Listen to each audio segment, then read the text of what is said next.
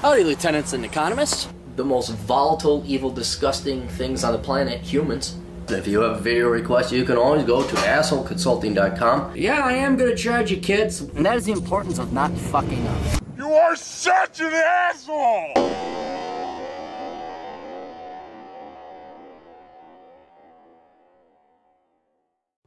I want to apologize in advance. I know many of you guys prefer me to write. You want to have written pieces, and I would like to write more. But unfortunately, this past month has been fraught with a lot of home repair projects, putting up a new website, learning all this new technology that comes with monetizing channels, Streamlabs, things like that. And there's just no time. There's no time. And writing takes a lot more than merely ranting and raving, though this won't be necessarily a rant, but not a speech. Somewhere in between a speech and a rant. Because this does need to be addressed. But then also the issue itself is very taxing and tiring. Not because leftists are trying to take your money. That's always happening. There's always parasites in the world. But it's more the defeatism where it's like the why bother when you look at how behind, dumb, and naive the presumed protectors of freedom, free markets, capitalism, property rights, self-ownership, the Republicans are. And then also just how far behind the media is. I'm talking left or right, it doesn't matter. It doesn't matter. And then when you look into it, you just realize just what a bunch of sheep most everybody is. And I know I wrote the book Enjoy the Decline, but goddamn, can I just wake up one day and have a bit of good, honest news that shows maybe society has its head out of its ass? Just maybe. But today is not that day. So I would have liked to write, but I can't. I just got to do this.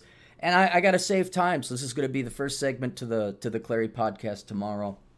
Although I will be posting this segment up on the YouTubes and other social medias as well. I could not find the original article, but there was some article talking about Democrats' views, not professional Democrats, the I'm just for the little guy, rank and file sheep Democrats out there who have no clue what, quote, their party is doing. And we all know very nice Democrats, the nice single mom who just thinks it's for the children, or the hardworking union guy who's like, the Democrats are for the hardworking, blah, blah, blah.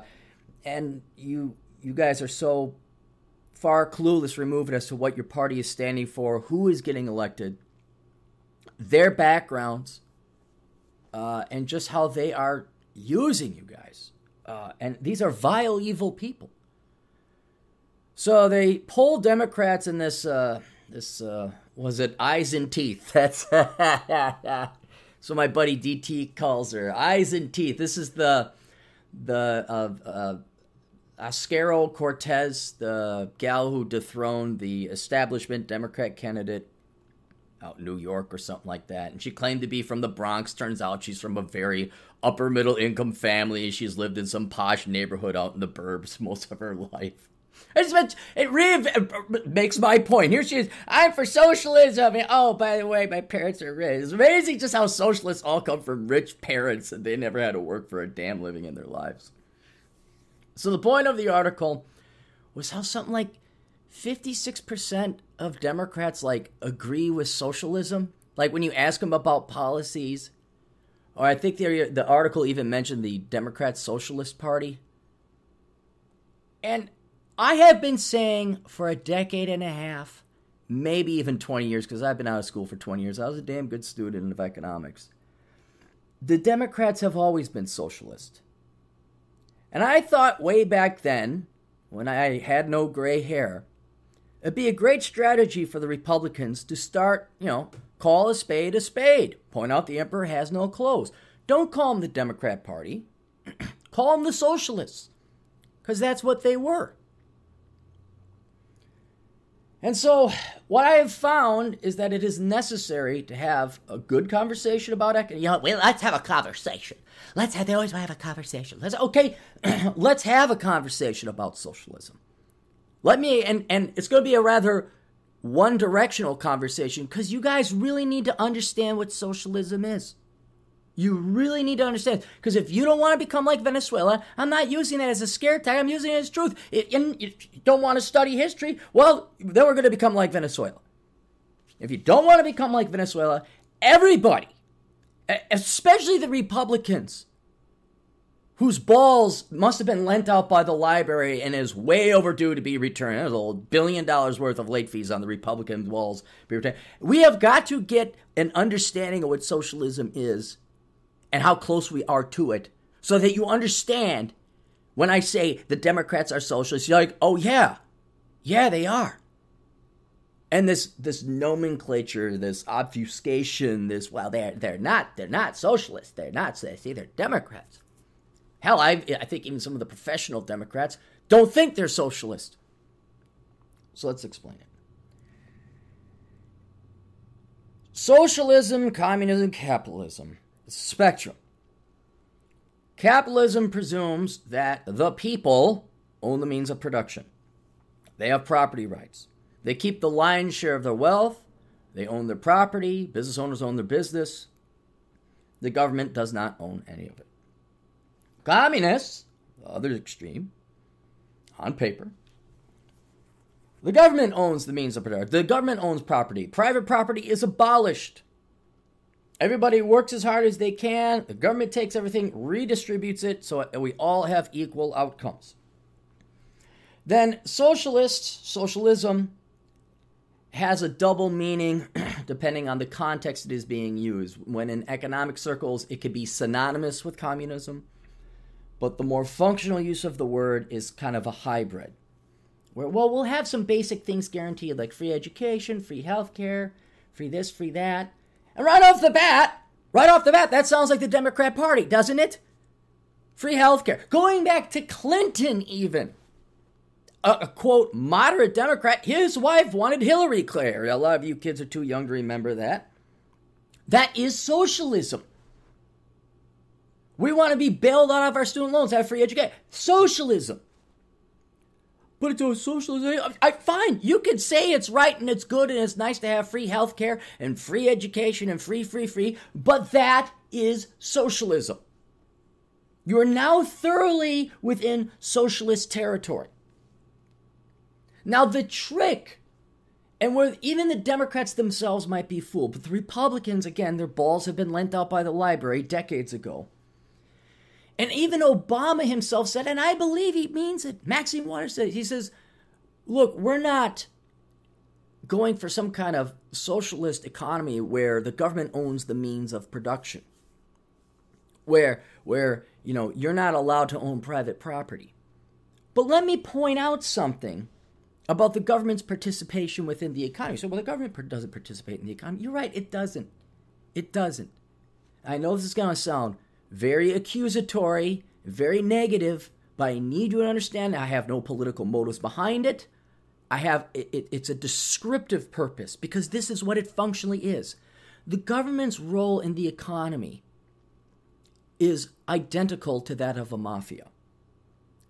The mafia doesn't actually participate in Floyd's barber shop cutting hair. The mafia comes in and with its protection money, parasites takes it away. I understand government has to tax. I understand that. Hear me out.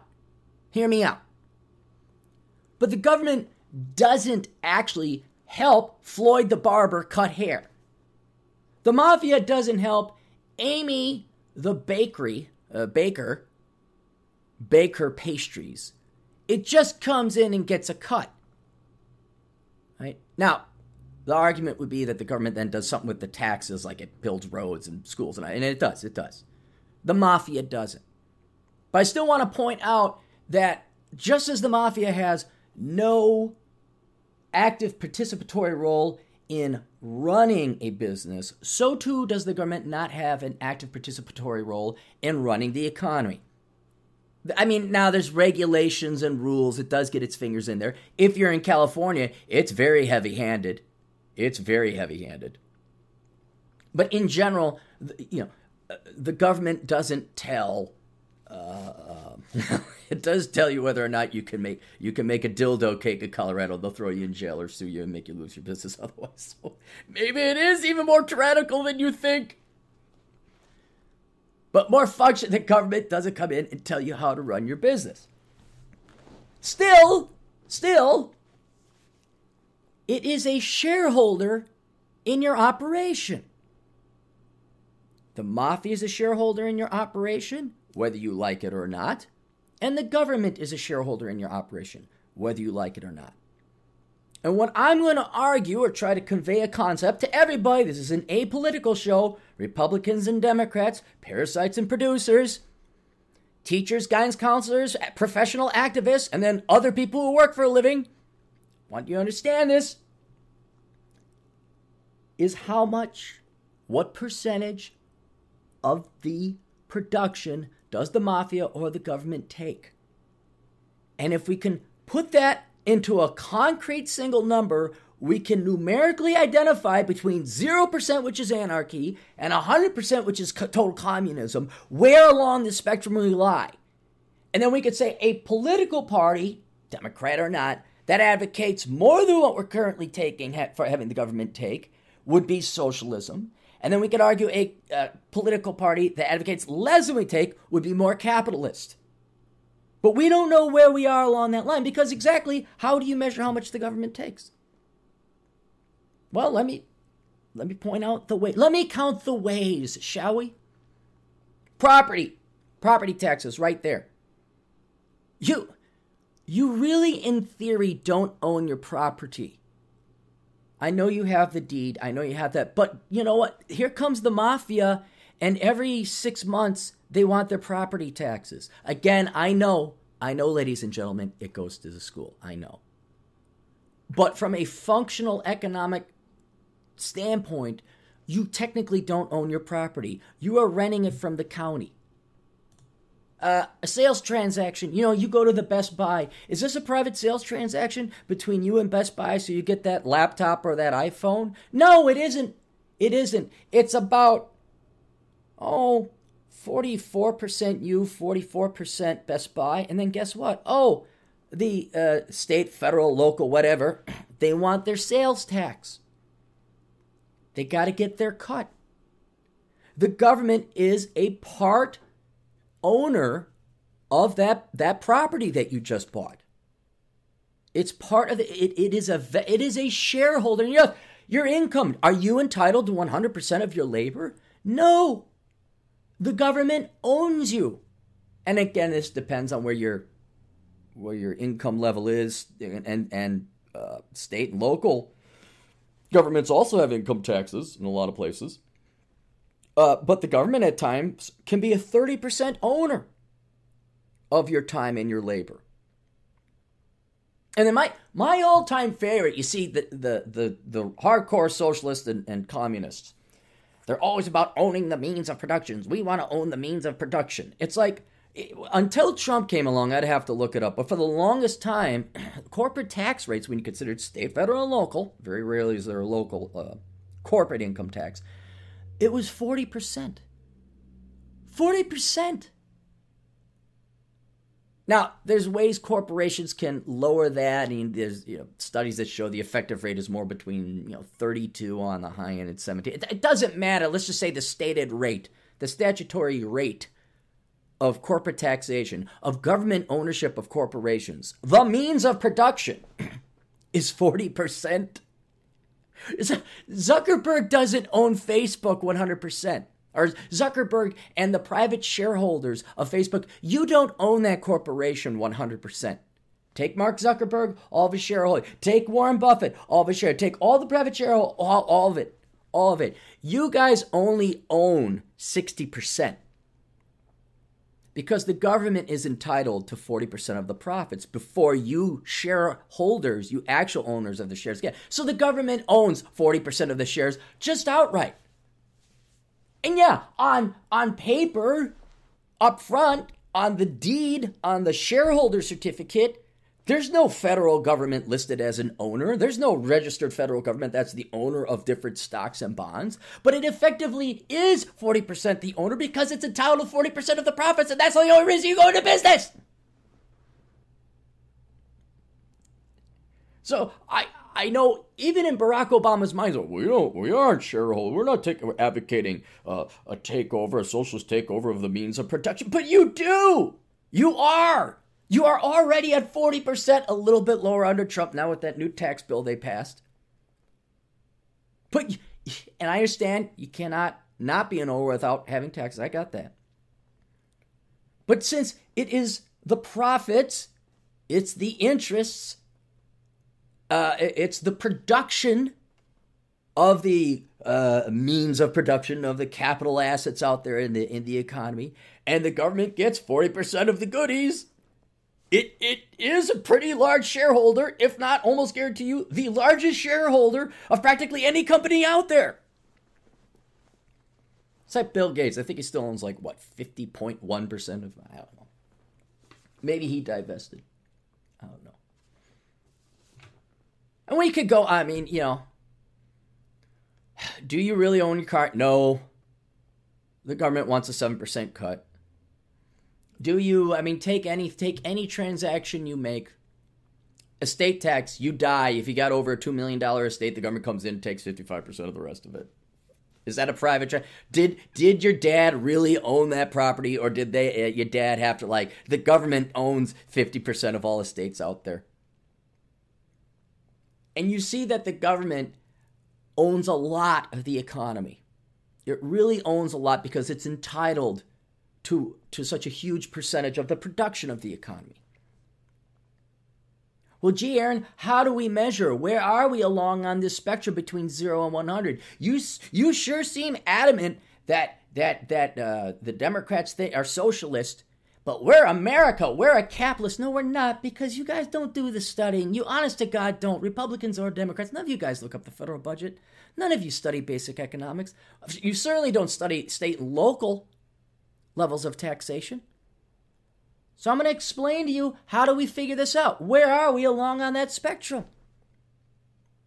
And I bet you a lot of you good, well-intended Democrats, yeah, just for the little people. I want to bring back the steel mills. I want to bring back the coal mines.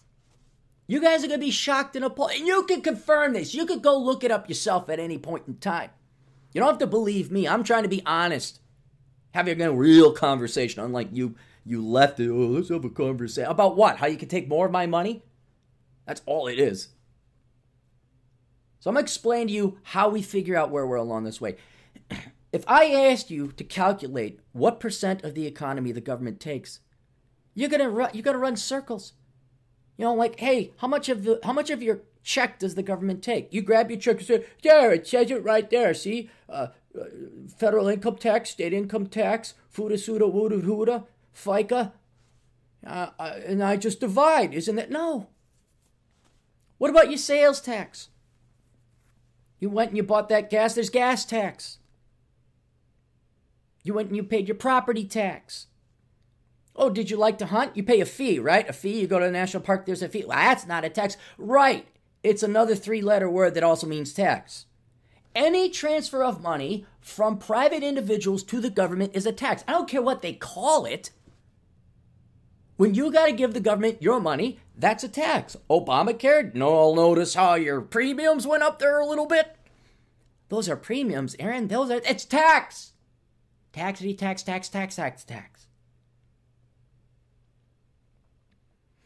So how do you add this all up? Well, it's almost impossible.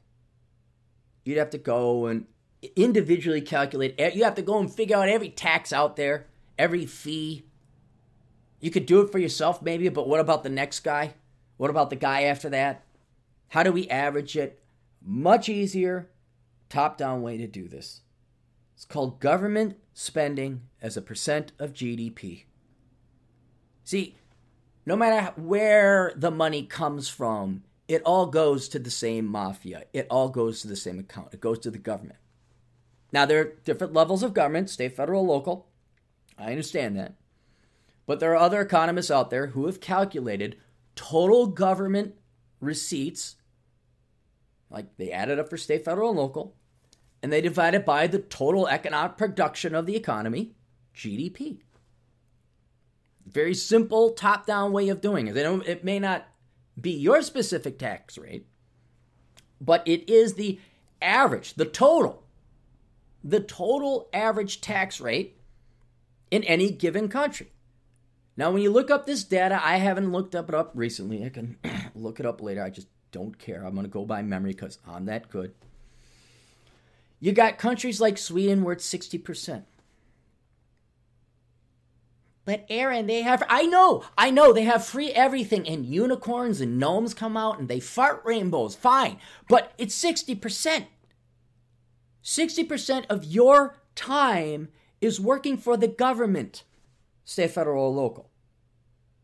And I know the mafia doesn't give you anything in exchange. I understand that. I got that. The government does give you stuff in exchange. Education, healthcare, roads, defense. I got that. My singular point I'm trying to make is 60% socialist.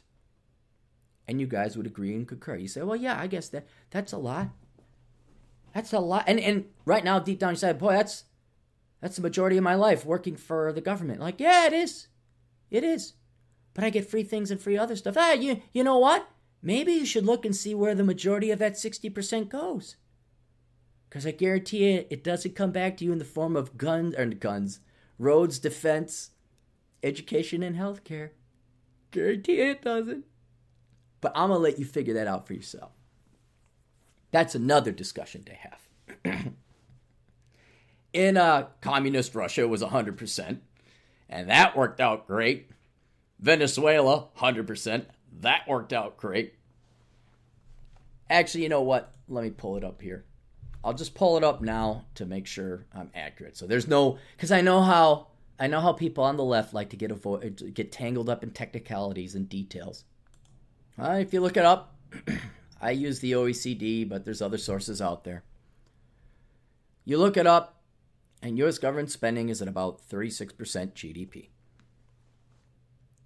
Savvy economists, savvy people, savvy politicos and political pundits will say, well, that's spending. We spend more than we tax. We only take in 30% or 28%. And that's cute and fine. I understand that the government may only take 30% of total economic production. It may only be 30% owner of everybody's life production. But when you spend more than you make, which the United States has done, particularly under Obama, to the point where we're up to 43% spending GDP, how do you pay back that deficit? How do you pay back that debt? See, all you did was kick the payment down to future generations. You still have to pay it back with tax money. Or as we're doing more recently, we're just printing off more money, which is a tax on other people. The larger point is, don't give me this argument. The government only collected 30% of GDP and so therefore it doesn't matter that it's spending 38 or 42% GDP. It still has to be paid back. People still have, if anything, all that advocates, all that's saying is we're going to steal from future generations so we don't have to pay as much taxes today. That's what the national debt is. And so I argue, and I'm right, if you're intellectually honest, you know this has to be paid back with taxes. We're just manipulating the figures and doing some time travel magic with the taxes. The government, ever so roughly, it's lower under Trump, higher under Obama, is around 40% GDP. Now I ask you, good Democrats, not professional Democrats who constantly need to consume more and more and more of society's production. Republicans, Democrats, especially professional Republicans whose balls have been lent out by the library, who sit in Congress and our state legislatures. Any political party that advocates more taxation and more government spending beyond 40% GDP is that socialist in your mind? Is it? I know we can argue somewhere along the spectrum of the color of the rainbow When is blue turning to green? There's an area, and 40% for a lot of you may be in that area. For me, when the government takes 4 out of every 10 of my dollars to go spend on whatever it is, only 30% of which, not 75%, the 30% of the 40%. I'm saying the 30% of the 40%, the 12% actually gets returned back to me if you were to look at budgets. I'm saying we're thoroughly in red territory. This is a socialist economy. Maybe not that the government has the actual deeds of production, like the U.S. government is the owner of General Motors. Oh, wait. But in terms of what it takes out of the economy, the effective statistical share ownership that it has of everyone's wealth and production, the government is there 4 out of 10 hours of your workday, taking all your work money away. Again, what it does with that is another debate we can have. My question is 40% government spending, percent GDP, a socialist economy? And I say it is. Now, the Democrats, the professional ones, aside from a Bernie Sanders or this teeth and eyes Latina that lives a pompous, rich lifestyle but claims to be brought up in the Bronx and be down with the cause, at least those people are honest. They admit they're socialists. And I will tip my hat. This is why Bernie Sanders, between Hillary and Bernie, I'd rather take Bernie because he was intellectually honest. But my question to the Republicans is, will you finally grow a pair and do what I recommended back when I was in my early 20s and start calling a spade and call the Democrats a socialist? It's not pejorative. You're not insulting them. You're not name-calling. It's descriptive. It's what they are. And for you Democrats out there who are like, I'm not for socialism. Maxine Waters herself, I don't credit her with the intelligence of knowing this.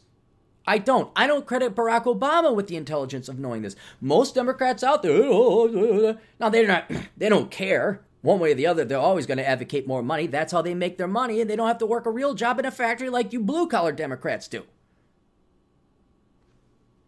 But can the people on the right actually grow a pair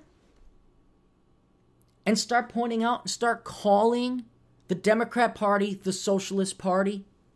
Because that is what they functionally and effectively are. Labor Party, maybe, but boy, you look at who they're fielding.